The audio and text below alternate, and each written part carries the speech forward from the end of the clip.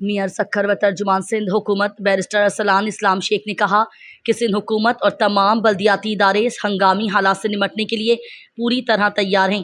Rescue اور relief کے لیے تمام محکمے متحرک ہیں، تاہم بارشوں کی شدت یا کلاؤڈ برسٹ کے خدشے کی کوئی بھی ادارہ یا شخص 100% درست پیش گوئی نہیں کر سکتا کہ کتنی تباہی یا کس سطح کی بارش ہوگی۔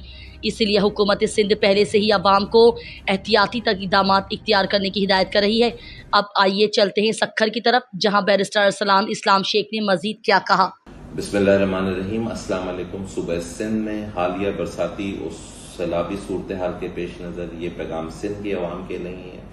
جہاں تک تیاریوں کی بات ہے، حکومت سندھ، بلدیاتی ادارے، semi autonomous bodies, P D M A, تمام تر اداروں نے نہ صرف پیش کی اقدامات کی بلکہ پوری طور پر تیار ہے۔ ہر چیز کے لیے مکمل تیاری کی جا چکی ہے، لیکن حالیہ جو ماحولیاتی تبدیلی ہیں اس میں کسی بھی قسم کی برسات یا فلڈ کی ایگزیکٹ جو اندازہ ہے وہ نہیں لگایا جا سکتا، ایگزیکٹ پریڈکشن نہیں کی جا سکتی۔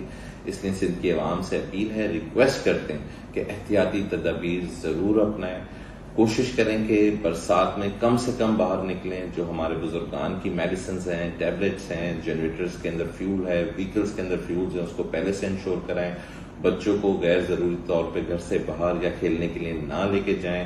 اننیسیسری ڈرائیو نہیں کی جائے کیونکہ برسات میں جو ویزیبلٹی ہے وہ کم ہوتی ہے، اور درختوں کے نیچے گاڑی نہ کھڑی کی جائے۔